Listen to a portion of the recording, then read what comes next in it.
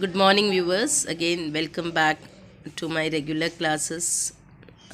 I'm sorry for the inconvenience. I couldn't send you my classes properly in a proper frequency because I was not quite well. So, today again, I have resumed with my classes. As already we have learnt three parts of speech. In our previous videos, we have done three parts of speech. So I felt very happy. One of my viewer had a doubt regarding concrete noun. I'd like to explain the concrete noun in a short. Okay. See, the two concepts of noun, concrete and abstract. Abstract noun, I think you might have understood those things which cannot be counted, which cannot be touched, but which can be felt. The opposite meaning of abstract is concrete. The things which can be touched, which can be counted. Okay. For example, abstract noun, I told you strength, knowledge, jealousy, love, hate. On the contrary, what is a concrete noun? Desk, voice, tree, star. These which can be seen, these which can be touched, these which can be, we can say we can count them. So the word concrete means that thing. It is the opposite of abstract. Now coming to the next part of speech, children, the verbs. I think verb is a clear concept for every one of the viewer from class 2-3. You people might be knowing about the verb. Initially, you may not be knowing it as a verb. In your initial classes, you have learnt it as a ing word or action word, you were calling it as. So, verb is a action word. It is found in the predicate of the sentence. The verb generally comes with the predicate. As already we have done in subject and predicate, doer and does, what activity has been taken place. Cuffed, ran, swallowed, danced, sang, awake. Many words which show action. Now coming to the category of verbs, there are two types of verbs. Helping verbs. The first which we will deal is helping verb. The helping verb or the linking verb which acts with the main verb. What is the main verb? The action word. Help, run, dance, sleeping and all. Okay, what are the helping verbs? I am running. She is sleeping.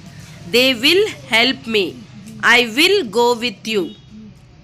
They are seeing me. So is, am, are, was, were, can, could, shall, should, will. These all are called as helping verbs. In other terms, it can also be called as an auxiliary verb, which always rests with the main form, main verb.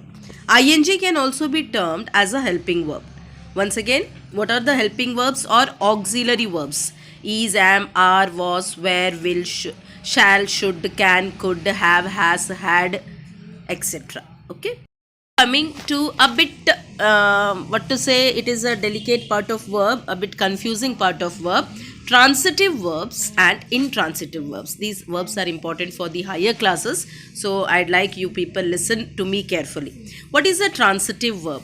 They are the verbs that can take an object they demand, objects. Without an object, the sentence that a transitive verb inhabits will not be complete. A transitive verb needs an object after the verb. It needs an object after the verb. For example, you may see one example here. Please bring a coffee.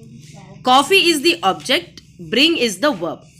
Please write a letter. Letter is an object. Write is the verb. Sing a song. Song is the object. Sing is a verb. I know the address. Know is the verb. Address is the object. Children, transitive verb. That verb which needs an object after the main verb. I go to school. School is the object. Now coming to intransitive verb. Intransitive is the opposite. It does not require any object to be completed. Okay. For example, they jumped. If I say they jumped, it is an intransitive verb. If I say they jumped on the bed, it will become transitive. The dog ran. That is intransitive. The dog ran on the road. Intransitive. She sang. Intransitive. She sang a song. Transitive. Okay. So there is no object. That is called as intransitive. I hope you're clear with transitive and intransitive. Once again, I sang. Intransitive. I sang a song. Transitive. A light was shining. Intransitive. A light was shining in the sky. Transitive. I saw. Intransitive. I saw a star. Transitive verb. I hope it is clear, children. Now, some sheets. Now let us see the verbs. The verbs have already been underlined. It is only for a quick recap. Hopefully it will snow this year. It will snow is the verb. The student asked his teacher a question. Asked. Jackson is very energetic. Is a verb, but it is a helping verb. Students in the class were really loud. Where is the verb? Helping verb. I am confused. Helping verb. The girl sang in the competition. Sang is a verb, but it is the main verb. Always do your best. It is a main verb, doing. The earth revolves round the sun. Again, the main verb. Okay, I think, for example, I'll give you some sentences more. She sang a song. Sang. I am singing melodiously. Am singing.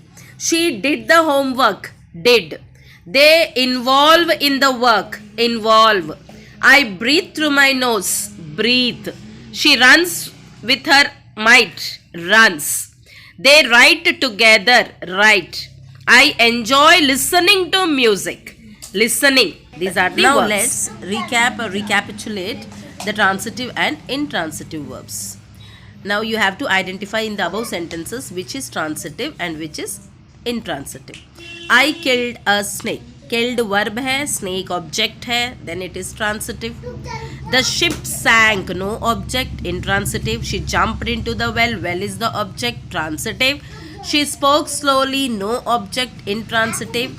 The sun rose in the east, transitive. I broke the plates, transitive. The play lasted an hour, intransitive.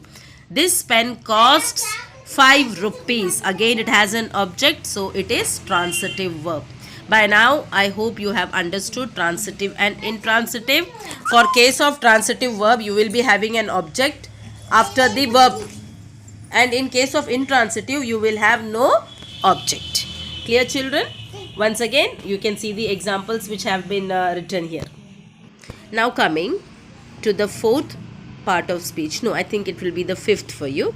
The fifth part of speech, adverb. Now, what is an adverb? The word which qualifies the verb. In simple terms, I can say adverb is the word which qualifies the verb. Basically, most adverbs tell you how, where, when things are done. In other words, they describe the manner, place or time of an action. The same thing what I told you. It is describing the verb. For example, for adjective you had learned that it describes a noun. Fat boy, thin girl, sweet chocolate, tasty food. And they were describing the nouns. Now, the words which describe the verbs are called as adverbs. The verbs are the actions. Suppose I am doing a work. If I say, I am writing slowly. I am writing. Writing is the verb. But how am I writing? Slowly. I write fast. How am I writing? Fast. She always comes to me. How does she come to me? Yeah, how many times she comes to me? Always. She is very hardworking. How type of working she is? Very hardworking. The word which describes the verb is called as an adverb. Now, in general we can say the adverb is used, either it can be used to modify an object or adjective. She is very excited. Modify other adverbs. He ran very quickly. Ran quick, very. To modify a whole sentence, actually we don't know. To modify prepositional phrase, the ball flew right through the window. Generally the words like right, very, always, sometimes, while, about, these all words come under the category of adverbs. Okay, is it clear everybody? They can modify adverbs, adjectives, a sentence or the whole given particular phrase. Depending on these things, there are many types of adverbs. Adverb of place, adverb of time, adverb of reason, adverb of quality, adverb of quantity. These are the deep things which you need not have that much. We can do it in our further classes. Adverbs, I hope all clear.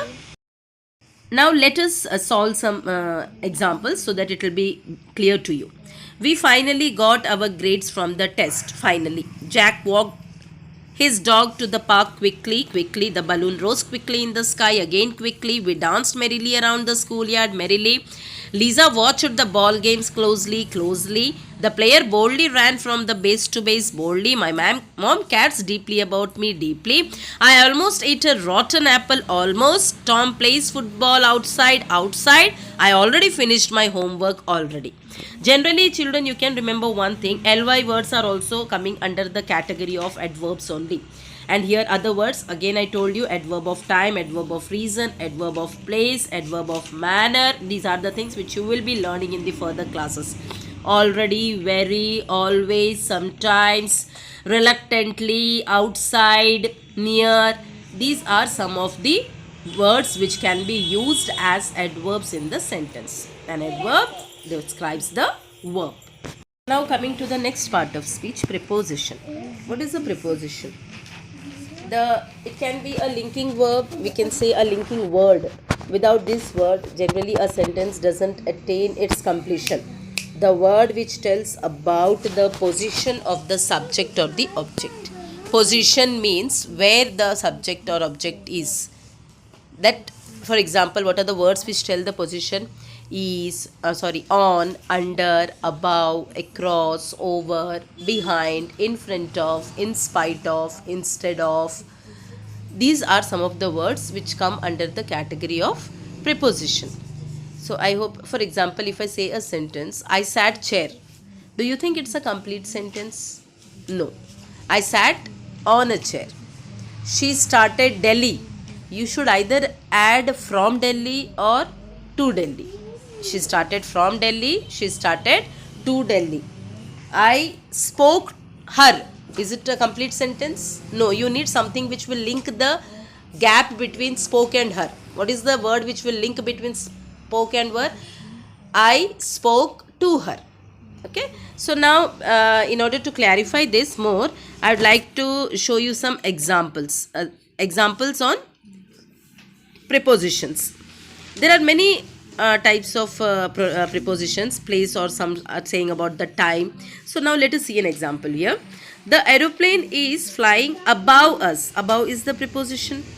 I saw a cloud in the sky. In is the preposition. We saw a bridge across the river. Across is the preposition. Our house is at the end of the street. End is the position which is showing the position of the street. The cat ran across the road. Across. He was at the corner of the room. At the corner of the room. At is the preposition. I hope everybody it's clear what is preposition. Once again, I would like to recite or recapitulate some examples. I went across a big road. Across. She jumped into the river. Into. I went into the room. Into. The birds are flying over the clouds. Over. The cloud is beyond the sky. Beyond. I stood beside you. Beside. She stood in front of me. In front of.